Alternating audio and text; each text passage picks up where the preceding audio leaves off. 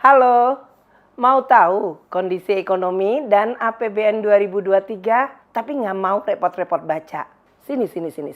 Tonton raport tahun APBN 2023. Pemerintah memutuskan untuk mencabut status pandemi.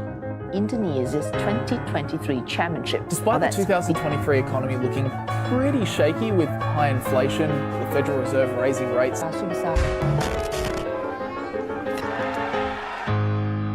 Di 2023 ini kita mulai dengan optimis karena penanganan COVID-19 juga sudah under control ya Bu ya. Tapi dalam praktiknya negara kita juga masih mengalami yang namanya gejolak, dinamika, baik dari segi ekonomi, sosial, politik gitu ya Bu. Sebagai seorang Menteri Keuangan, gimana sih Bu perkembangan ekonomi dunia di tahun 2023 ini? Dan tentunya apa aja nih tantangan-tantangan yang dihadapi sama Indonesia sendiri di tahun 2023? Presiden Jokowi sering bicara 2023 adalah tahun yang akan sangat gelap.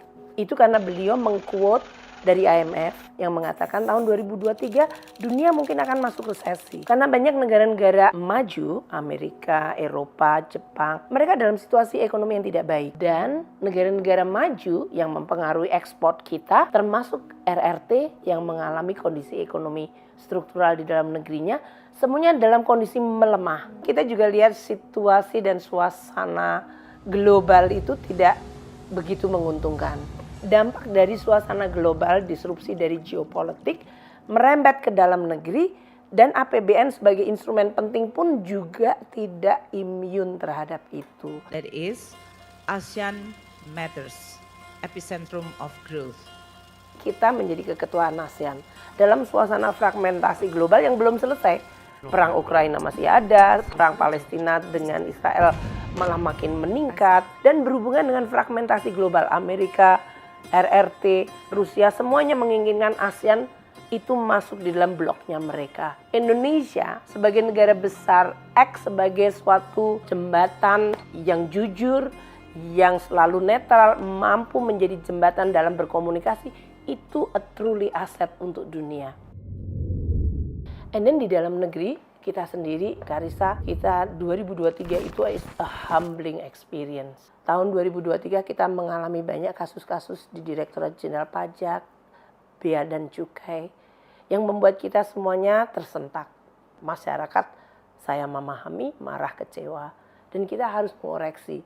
Maka tahun 2023, reform internal kita, bagaimana menjaga governance tata kelola kita, dengan 3 line of defense kita tingkatkan. Kita juga meningkatkan pelayanan kita. Kita mereform banyak sekali aturan-aturan untuk makin menyederhanakan. Bagaimana kita melayani masyarakat seperti bea cukai terhadap barang-barang kiriman yang melonjak karena sektor digital ini. Selama pandemi kita bisa work from home.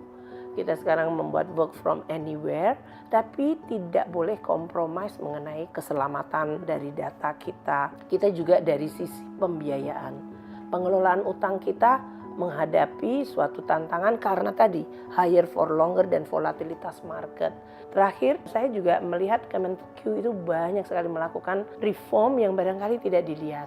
Pelaksanaan undang-undang harmonisasi, kita sudah menaikkan bracket 35% untuk kelompok yang pendapatannya di atas 5 miliar. Untuk kelompok yang bawa UMKM, mereka semuanya diberikan fasilitas dari mulai tidak membayar pajak karena memang pendapatannya di bawah pendapatan tidak kena pajak, sampai hanya pajak 0,5%. Teman-teman pembayar pajak semuanya nggak perlu pakai NPWP lagi, sekarang pakai NIK. Itu transformasi kayaknya cuma ngomong, NPWP pindah ke NIK. Tapi by system itu perubahannya luar biasa rumit. Hubungan keuangan pusat daerah, transfer kita adalah hampir 1/3 dari APBN. Dan kita ingin bahwa 1/3 dari APBN yang ditransfer itu menjadi sesuatu, menjadi kesejahteraan di daerah-daerah, kemajuan di semua daerah di Indonesia. Dan yang terakhir, reform yang sangat penting, Karissa, adalah kita menyelesaikan Undang-Undang P2SK. Ini adalah reformasi di sektor keuangan. Across the board, dari mulai pasar modal, perbankan, pasar untuk pensiun, tentang KSSK, bagaimana mengantisipasi krisis keuangan masa datang, bagaimana mekanisme diperbaiki. Kita juga bicara tentang era digital, cryptocurrency, Jadi ini adalah sebuah reform fundamental yang luar biasa. Mungkin nggak masuk di dalam headline, tapi it's very important untuk fondasi-fondasi ekonomi untuk maju ke depan. 2023, a lot of achievement, a lot of humbling experience, tapi kita juga cukup bersyukur karena banyak sekali yang sudah kita lalui sampai di penghujung Desember ini. Baik Ibu. Jadi banyak juga ya Bu peristiwa yang terjadi, juga pastinya tantangan-tantangan yang harus dihadapi di tahun 2023 ini ya Bu, Betul. ya. Tadi Ibu ada nyebut mengenai APBN. Gimana nih Bu kabar dari APBN 2023 itu sendiri? Topik untuk 2023 adalah APBN untuk meningkatkan produktivitas, untuk mendorong transformasi ekonomi, dan untuk inklusivitas. Itu 3 kata yang luar biasa penting. Kenapa? Karena Indonesia kan selalu bicara, kita kepingin menjadi Indonesia emas 2045. Itu tidak mungkin terjadi kalau tanpa pertumbuhan ekonomi yang tinggi. Pertumbuhan ekonomi yang tinggi yang sehat dan sustainable itu hanya bisa didukung oleh produktivitas yang naik. Untuk pendidikan, kita mengeluarkan 20%, lebih dari 600 triliun. Kesehatan, kita memberikan lebih dari 5%, lebih dari 170 triliun. Kita juga memberikan social safety net, jaring pengaman sosial. Kemudian faktor produktivitas kedua itu apa? Adalah infrastruktur. Jadi infrastruktur konektivitas itu penting banget untuk produktivitas. It takes many hours untuk hanya mencapai suatu destinasi dan membutuhkan biaya besar. Itu pasti ekonominya tidak bagus. Jadi kalau kamu lihat infrastruktur untuk menopang productivity atau produktivitas, itu bukan karena kita hobi aja pengen ngeluarin belanja hashtag uang kita untuk infrastruktur. Itu adalah untuk kebaikan pemerataan dan juga untuk menaikkan produktivitas yang sustainable dan berkualitas. Kemudian inklusivitas. Inklusivitas is not only about manusia yang berbeda-beda, tapi mereka tinggal di berbagai tempat yang mungkin fasilitasnya tidak sama, mereka tidak mendapatkan kesempatan yang sama. Makanya kita kemudian meningkatkan banyak sekali dukungan reformasi pendidikan dan kesehatan agar masyarakat kita bisa mendapatkan pelayanan dasar di berbagai tempat, di pelosok, termasuk dalam hal ini dana anggaran desa, dana untuk meningkatkan pendidikan dasar, untuk pelayanan kesehatan dasar, puskesmas, posyandu, termasuk untuk stunting. Jadi itu semuanya adalah tujuannya Indonesia itu enggak cuma pengen tumbuh tinggi, Indonesia emas itu harus tumbuh tinggi dengan 6-7%, tapi kita juga memperhatikan fondasi pertumbuhan yang baik. Sebentar lagi mau menyambut tahun 2024 ya Bu, tinggal berapa hari lagi nih Bu, 2024. Betul. Nah Ibu, kita semua mau tahu juga dong Bu, apa sih Bu proyeksi ekonomi kita di tahun yang akan datang yaitu 2024, dan kemana sebenarnya arah kebijakan kita? Sesudah kita melewati 2023 ini dengan harga tadi komoditas yang turun secara drastis, tapi APBN kita ditutup mungkin relatif lebih baik ya dari yang kita harapkan. Jadi APBN kita cukup sehat, konsolidasinya tuh bagus. Sehingga masuk 2024 juga ada optimisme. Optimisme bahwa APBN tetap akan menjadi tools sebagai shock absorber, responsif, dan selalu cukup mampu di dalam menciptakan stabilisasi, memperbaiki distribusi, dan juga untuk meningkatkan efisiensi ekonomi melalui alokasi. Itu penting banget. Kalau kita lihat di dalam perekonomian kita 2024, banyak agenda nasional yang penting. Ya sekarang ini kita sedang dalam proses pemilu. Jadi anggaran pemilu sudah kita alokasikan dari tahun lalu, tahun ini, dan tahun depan akan memuncak karena itu adalah pada saat penyelenggaraan pemilihan. Jadi mulai dari impres jalan, kemudian kita bicara tentang air bersih sekarang, kita bicara tentang pertanian yang ingin meningkatkan produktivitasnya.